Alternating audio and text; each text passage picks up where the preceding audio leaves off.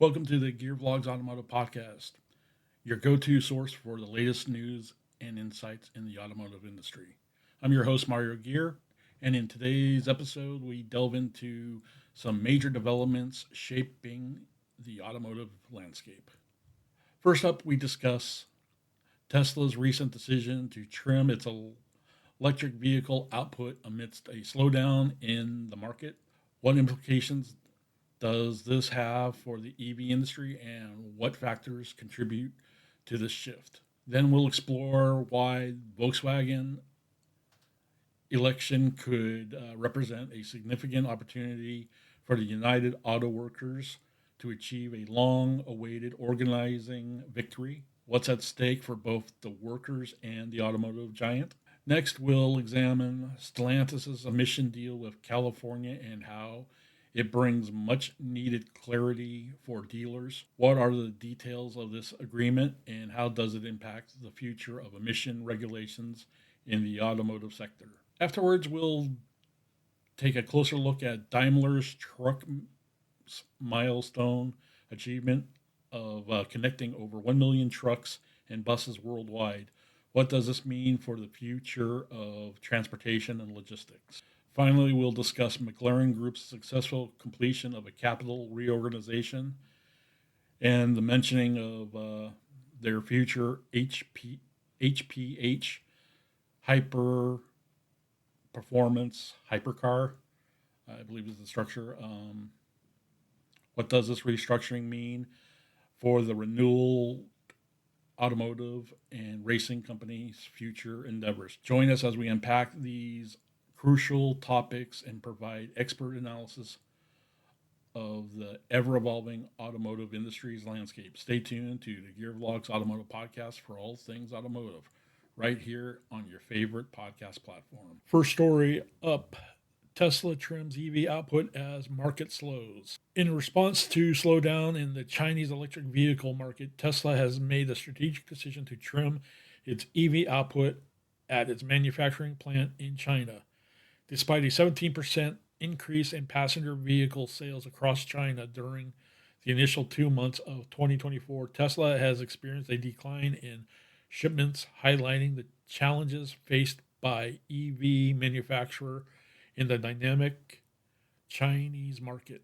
This adjustment in production reflects Tesla's effort to adapt to changing market conditions and optimize its operations accordingly. The reduction in car production at Tesla's Shanghai facility involves scaling back shifts to align with the slower demand for EVs in China. This move underscores the importance for automakers like Tesla to remain agile and responsive to market fluctuations, particularly in regions with rapidly evolving consumer preferences and regulatory environment.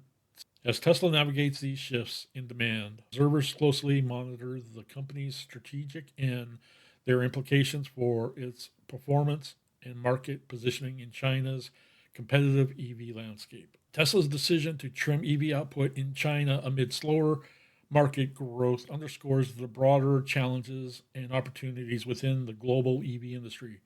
As Tesla recalibrates its production strategy to align with market demands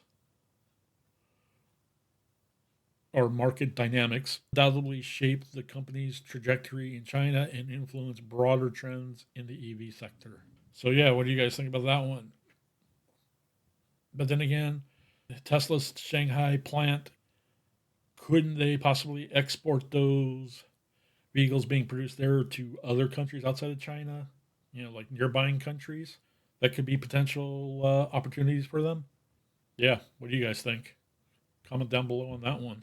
All right, let's move on to our next story. Why the VW election could be the UAW's best chance at an exclusive organizing victory. The upcoming unionization vote at Volkswagen's Chattanooga plant presents a critical opportunity for the United Auto Workers to secure a significant win in the southern region. With the UAW President Sean Fain's strategy heavily reliant on leveraging favorable contracts obtained last fall from Detroit automakers, Detroit automakers. This vote serves as a litmus test for the union's viability in the South. The outcome of this vote could potentially reshape the landscape of labor relations within the automotive industry, particularly in the southern United States, where union representation has historically been limited. Volkswagen's statement expressing full support for a election allowing every employee to vote on union representation underscores the significance of this event. The Chattanooga plant has been a focal point for unionization efforts in recent years, with previous attempts narrowly failing.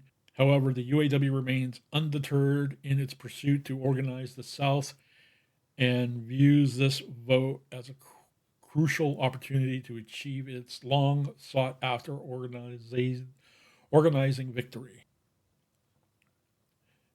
As workers at the Tennessee Volkswagen factory petition for a vote on union representation, the automotive industry watches closely to see how this pivotal moment unfolds. The outcome of this vote not only has implications for Volkswagen and its workforce, but also for a broader labor movement in the southern United States and future of union representation in the automotive sector. So yeah, what do you guys think about that one? That the unions are making their efforts to obviously good or bad. I personally have my own personal opinions about unions, and you could say I'm against because I've seen in past what quote unions have representation have done to family members in my family. I.e., what I'll just say is the lack of support from the unions for my particular family members. So I'll just leave it at that. And it just leaves me disgusted. So I'll leave it on that one. But let's hear your stories or comments. Are you for or against unionization? Let's hear your stories, good, bad. I'd like to hear what your thoughts are. Alrighty, let's move on to the next story. Story 3, Stellantis' emission deal with California adds clarity for dealers. Stellantis has struck a significant emission deal with California, providing much needed clarity for car dealers. This deal comes after Stellantis faced limitations on shipments of gasoline powered vehicles to states adopting California's emission rules. The agreement signifies Stellantis' commitment to reducing carbon emissions, showcasing a proactive approach to environmental sustainability. The partnership between Stellantis and the California Air Resource Board, or CARB, aims to drive efforts in carbon emission reduction. Stellantis CEO Carlos Travers expressed confidence in the deal, emphasizing its benefit for consumers, the planet, and potentially dealers by avoiding up to 12 million additional metric tons of greenhouse gas emissions through the 2026 model year. Stellantis demonstrates its dedication to environmental stewardship.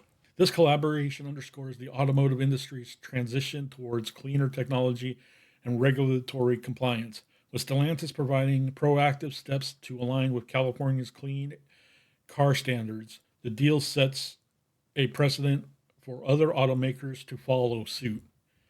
As the automotive landscape evolves, partnerships like these contribute to a more sustainable future for both the industry and the environment. I wonder what they're saying about that. It's like California has already stated that by 2035, no more gasoline sale engines in California anyway. So it's like, what's 10, 11 more years going to do, They're going to say, put higher standards on more miles per gallon. They're already at the brink of, I think, what current technology, automotive technology can push on vehicles, getting miles per gallon and cleaner tailpipe. Outside of making the vehicles paper thin and lightweight, to try to extend, get those higher mile per gallon goals. What does that say then put into as far as safety concerns goes on how these vehicles could survive an accident? because they're so lightweight and, not, but that's just my opinion. Comment down below what you guys think. I want to hear your thoughts. All right, let's move on to our next story. Story 4, Daimler Truck. More than 1 million connected trucks and buses worldwide. Daimler Truck has achieved a significant milestone with over 1 million connected trucks and buses worldwide. This feat underscores the increasing importance of vehicle connectivity in the transportation industry, allowing for enhanced efficiency, safety, and performance. The connectivity of trucks and buses enable real-time monitoring of vehicle performance, remote diagnostics, and predictive maintenance. With an extensive network of connected vehicles, Daimler Truck can leverage data-driven insights to optimize fleet operations, minimize downtime, and improve overall customer satisfaction. This achievement reflects Daimler Truck's commitment to innovation and technological advancements in the commercial vehicle sector. As the automotive industry continues to embrace digitalization and connectivity, Daimler Truck remains at the forefront, driving progress and shaping the future of transportation. So, yeah, what do you guys think about essentially automaker, aka Big Brother, watching what your trucks are doing and how they're doing? I could see on the maintenance standpoint of being able to, milestones like if a vehicle reaches X amount of miles and it's due for its routine maintenance, of predicting, making sure, let's say if you're a subscriber or a fleet owner and you have one of your trucks that reaches these milestones, you can obviously get preemptive warning from their systems, I guess. And in theory, it could trigger like, okay, we know that this service and this service and this, or this milestone service is going to need, these service parts, so they can, in theory, have inventory management of the parts on order or supply chain, the aid in supply chain management, as far as sending a notification to the fleet owner saying, hey, this particular vehicle or X amount of these vehicles are coming due for this type of service. These are the recommended parts that we recommend you order before the vehicles come in for service, so you can minimize your downtime. So I can see that as an aspect, but privacy concerns and everything else depends on how well it's going to be used and or abused. So, yeah, let's hear your thoughts on that aspect. Move on to our next story. On to our last story. McLaren Group completes successful capital reorganization. McLaren has unveiled the stunning Artura, its first series production high-performance hybrid, or HPH, supercar. This groundbreaking model represents a new era for McLaren, combining advanced technology with an exhilarating driving experience the brand is renowned for. The Artura features a lightweight architecture incorporating a newly developed carbon fiber monocoque chassis, which contributes to an exceptional performance and agility. Powered by a twin-turbo V6 engine combined with a electric motor, the Artura delivers impressive acceleration and efficiency, marking a significant step forward in McLaren's pursuit of sustainable performance. With its striking design, cutting-edge technology, and commitment to sustainability, the McLaren Artura sets a new benchmark for hybrid supercars. As McLaren continues to push the boundaries of automotive innovation, the Artura represents a bold statement of the brand's vision for the future of high-performance driving. And as well as far as they were talking about the capitalization, they're talking about the Bahrain Group recently purchased McLaren, the company itself. So I'll try to get on maybe the next episode, have more detailed information as they become available, and I'll share that information with you. So what do you guys think about all four of these stories here right now? From McLaren to Daimler Trucks connectivity to Stellantis working with California Air Resource Board to the UAW and Volkswagen and Tesla shutting down or limiting its production in Shanghai. Which of these stories did you find most interesting? And did you want to talk more about? Yeah, if you're not already following me, please follow me on Spotify. I'm trying to increase the our follower count on that platform as well as all of our other platforms, whatever you prefer. But if you're a big Spotify user, please consider giving us a follow there if you're viewing and listening to our podcast on the Spotify player. Would greatly be appreciated. So yeah, stay tuned. I produce this podcast 3 times a week: Mondays, Wednesdays, and Fridays. Generally on Mondays it's 5 a.m. Mondays, 9 a.m. on Wednesdays, and 12 noon on Fridays. If you have suggestions on better times, I could put a poll. Comment down below. What do you guys think you would prefer these episodes to be released? Would you rather I'll be all set on one specific time of the day on Mondays, Wednesdays, Fridays, or whatnot? Like, does mornings work better for you, or would you prefer afternoon, evenings? And let me know if you guys would be interested in wanting to call into the podcast with questions or comments.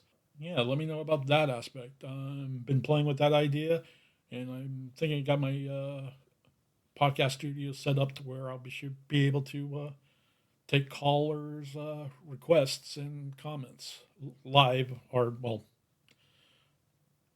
live while filming, I should say.